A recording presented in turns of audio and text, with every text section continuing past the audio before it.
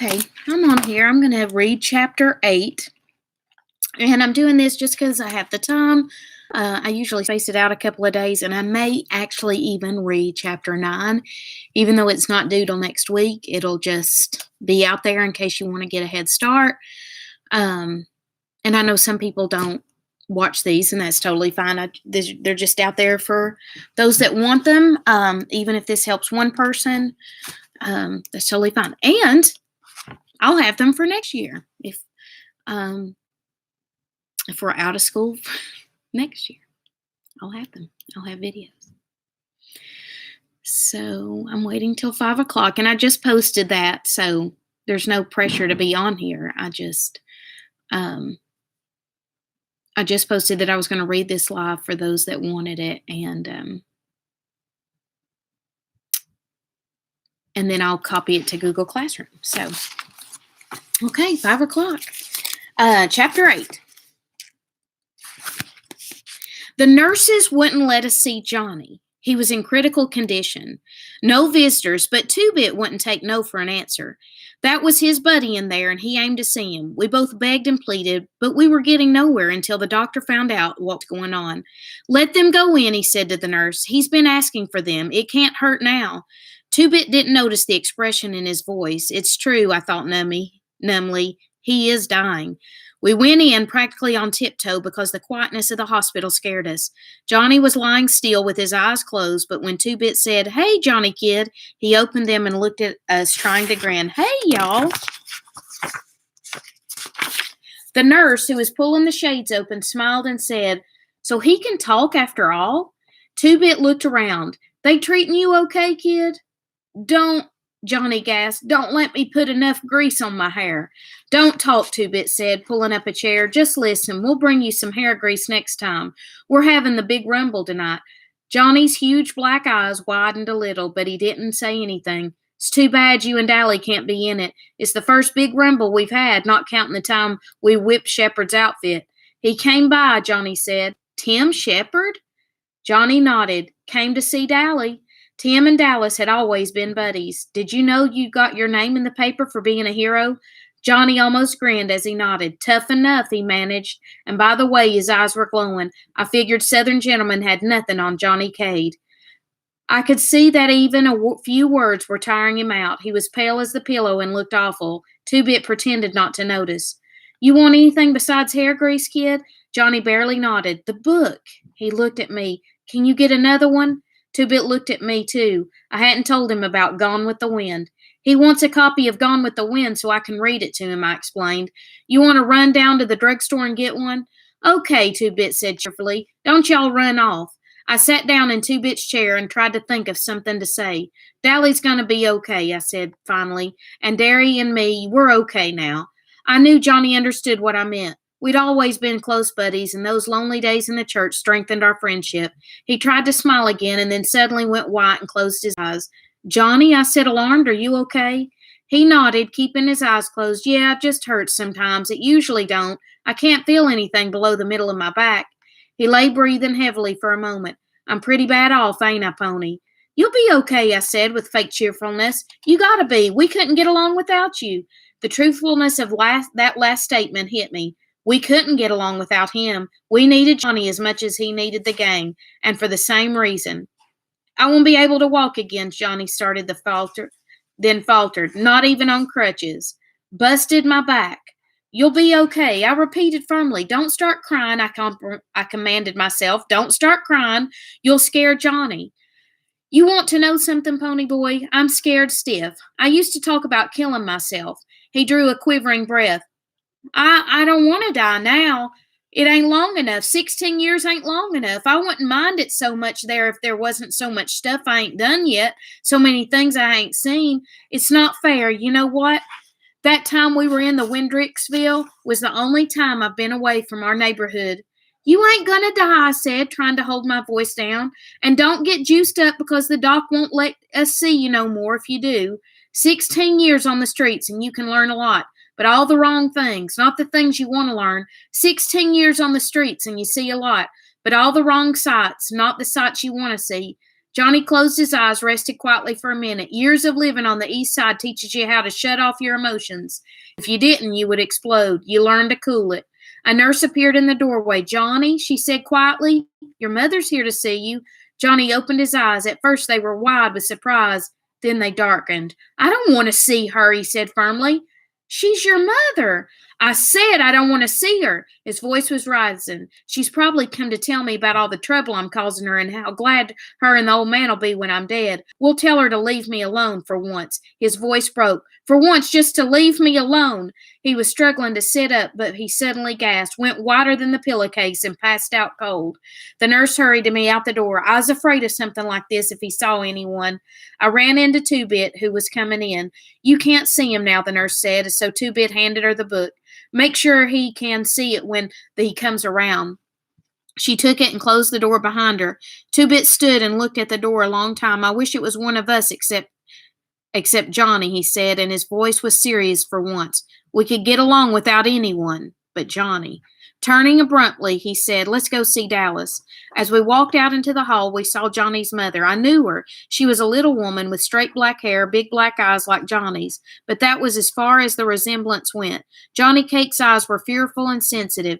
Hers were cheap and hard. As we passed her, as she was saying, but I have the right to see him. He's my son. After all the trouble his father and I've gone to raise him, this is our reward. He'd rather see those no-count hoodlums than his own folks. He saw us and gave us such a look of hatred that I almost backed up.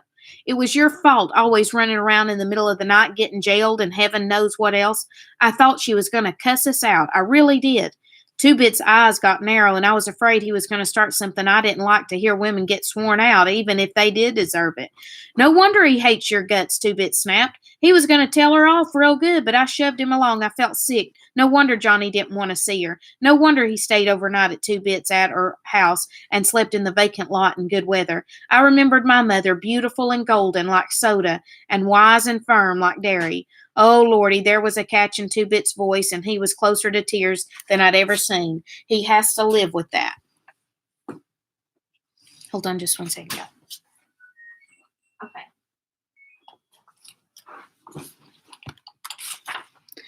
We hurried to the elevator to get the next floor. I hope the nurse would have had enough sense not to let Johnny's mother see him. It would kill him. Dally was arguing with one of the nurses when he came in. He grinned at us. Man, am I glad to see you. These hospital won't let me smoke, and I want out. We sat down grinning at each other. Dally was his usual mean, ornery self. He was okay. Shepard came by to see me a while ago. That's what Johnny said. What he'd want. Said he saw my picture in the paper and couldn't believe it. Didn't have wanted dead or alive under it. He mostly came to rub it about the Rumble. Man, I hate not being in that. Only last week, Tim Shepard cracked 3 of my Dally's ribs, but Dally and Tim Shepard had always been buddies. No matter how they fought, they were two of kind, and they knew it. Dally was grinning at me. Kid, you scared the devil out of me the other day. I thought I'd killed you. Me? I said, puzzled. Why? When you jumped out of the church, I meant to hit you just hard enough to knock you down and put the fire out the fire, but when you dropped like a ton of lead, I thought I'd aimed too high and broke your neck. He thought for a minute. I'm glad I didn't, though. I'll bet, I said with a grin. I never liked Dally, but then for the first time I felt like he was my buddy, and all because he was glad he hadn't killed me.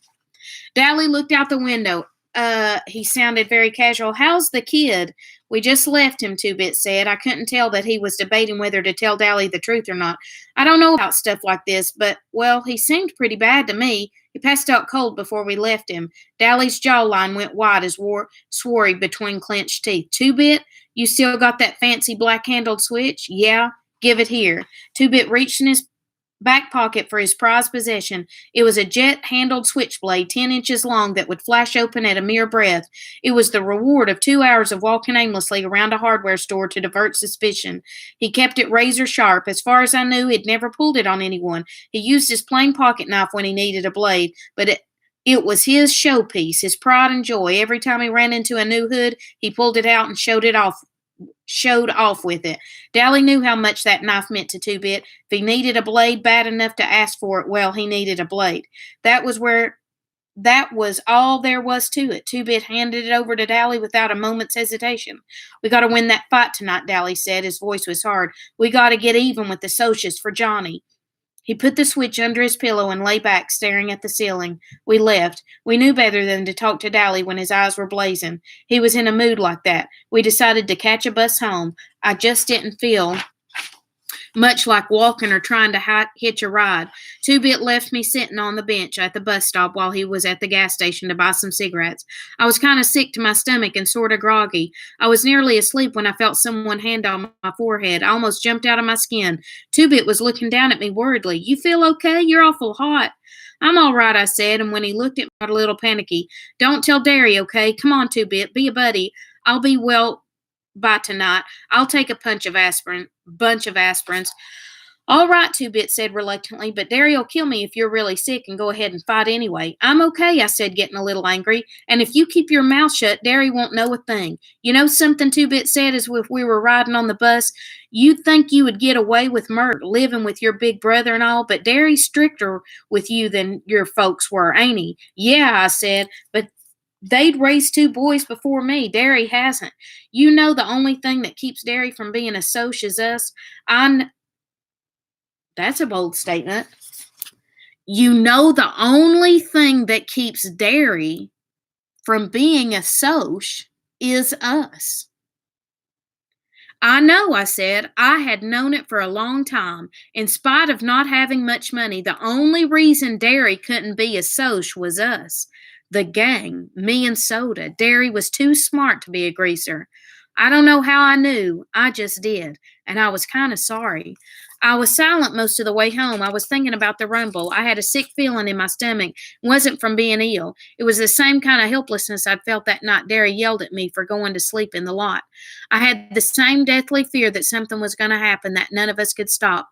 As we got off the bus, I finally said it. "Tonight, I don't like it one bit." Two-Bit pretended not to understand. "I never knew you to play chicken in a rumble before, not even when you was a little kid."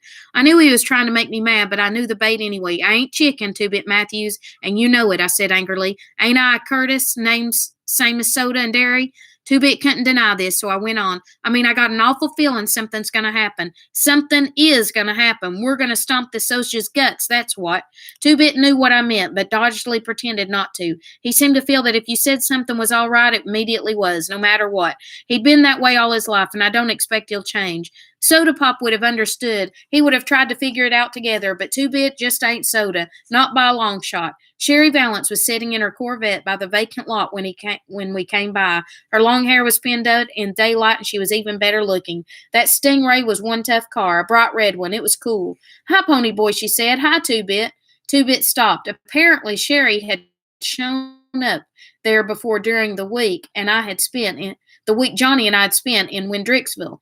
"What's up with the big times?" She tightened the strings on her ski jacket. They play your way. No weapons, fair deal, your rules."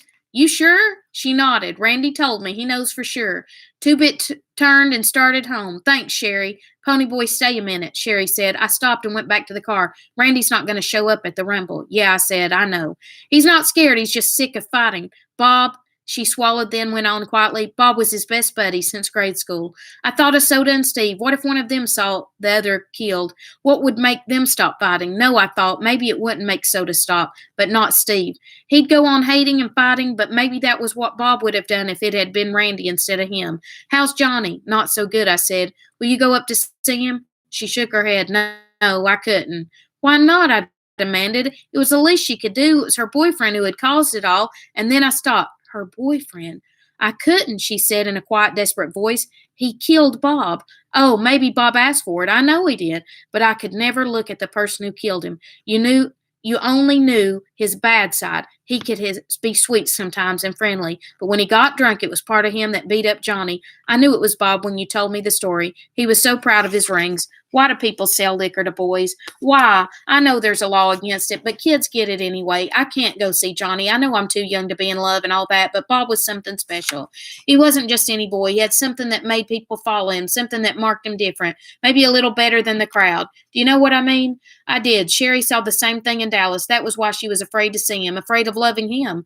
I knew what she meant all right, but she was She also meant she wouldn't go see Johnny because he had killed Bob. That's okay, I said sharply. It wasn't Johnny's fault Bob was a booze hound and Sherry went for boys who were bound up for trouble. I wouldn't want you to see him. You're a traitor to your own kind and not loyal to us. Do you think your spying for us makes up for the fact that you're sitting there in a Corvette while my brother drops out of school to get a job? Don't you even feel sorry for us? Don't you ever try to give us handouts and then feel high and mighty about it? I started to turn and walk off, but something in Sherry's face made me stop. I was ashamed. I can't stand to see girls cry. She wasn't crying, but she was close to it. I wasn't trying to give you charity, Pony Boy. I wanted to help. I liked you from the start. The way you talked. You're a nice kid, Pony Boy. Do you realize how scarce nice kids are nowadays? Wouldn't you try to help me if you could? I would. I'd help her and Randy both if I could. Hey, I said suddenly, you can see the sunset real good from the west side. She blinked, startled, then smiled. Real good. You can see it good from the east side, too, I said quietly. Thanks, Pony Boy. She smiled through her tears. You dig okay? She had green eyes. I went on, walking home slowly. So that was chapter 8. I guess something I always think about when I get to that part is why did Dally need this knife in the hospital? And I know Two-Bit just gave it to him because they said, well, if he didn't need it, he wouldn't have asked for it. He knows how much it means to Two-Bit. But why?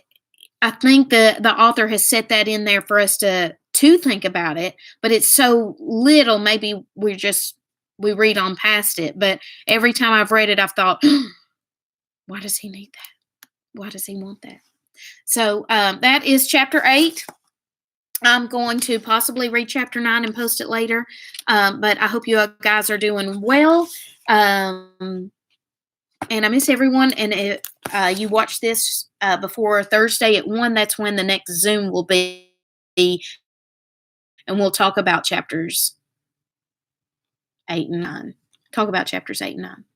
Okay, bye. Thanks for watching.